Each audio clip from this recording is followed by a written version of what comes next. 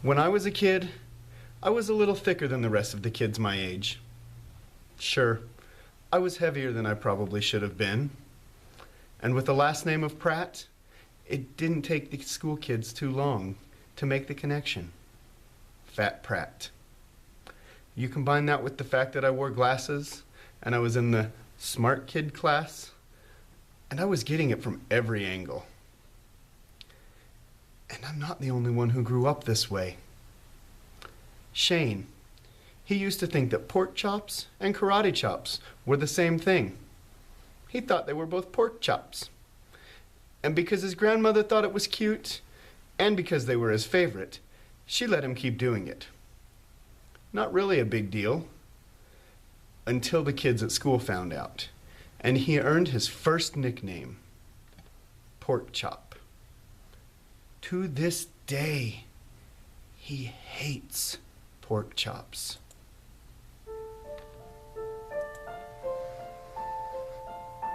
Our stories are more common than people are willing to admit.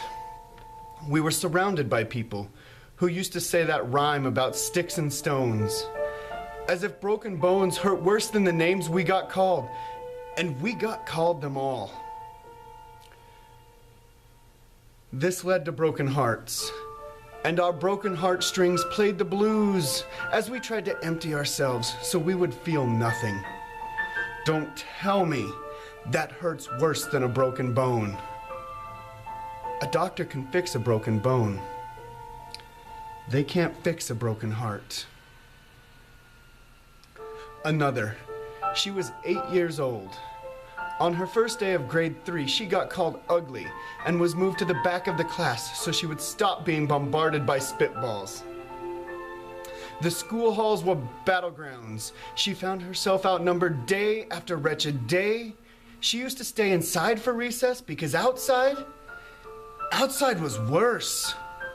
Outside, she'd have to rehearse running away or standing still like a statue, giving no clues that she was there.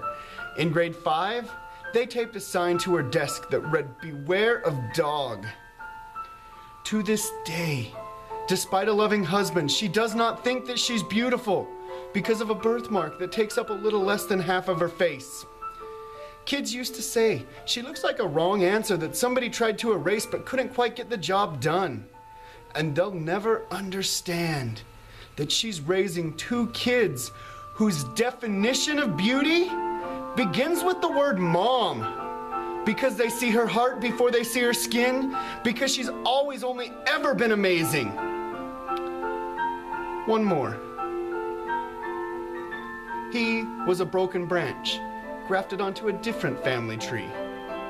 Adopted. Not because his parents opted for a different destiny.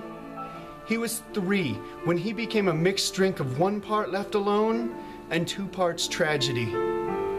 He lived the uphills like they were mountains and the downhills were cliffs. He felt as if life had no happiness. 1 part because of the tragedy, 99 parts because of the cruelty. He about gave up on life when a kid who still had his mom and dad had the audacity to tell him, "Get over it," as if it were something that could be remedied by any of the contents found in a first aid kit. No, we weren't the only kids who grew up this way. To this day, kids are still being called names. The classics were, "Hey stupid," "Spaz." It seems like each school has an arsenal of names getting updated every year. Which begs the question, if a kid breaks in a school and no one around chooses to hear it, do they make a sound? Or are they just a soundtrack, stuck on repeat, when people say things like, "Kids can be cruel"? Sure, cruel. We were juggling depression and loneliness, playing solitaire and spin the bottle, trying to kiss the wounded parts of ourselves and heal. But yeah, kids can be cruel. I'm here to tell you that all of this is just debris left over from when we finally decided to smash all of the things we thought we used to be. It can be done. We were successful. You need to do the same. Find the beauty in others and yourself. And if you can't see anything beautiful about yourself, then get a better mirror. Look a little closer. Stare a little longer. Be like us and find something inside yourself that will make you keep trying despite everyone who tells you to quit. Build a cast around your broken heart and tell yourself they were wrong. Because maybe you don't belong to a group or a clique. Maybe they decided to pick you last for basketball or everything. But you have to hold your ground despite everyone who wants to bury you beneath it. You have to believe that they are wrong. They have to be wrong. Why else would we still be here? We grow up learning to cheer on the underdog because we see ourselves in them.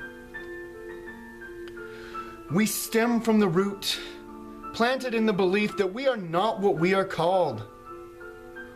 We are graduating members from the class of We Made It, not the faded echoes of voices crying out, "Names will never hurt you."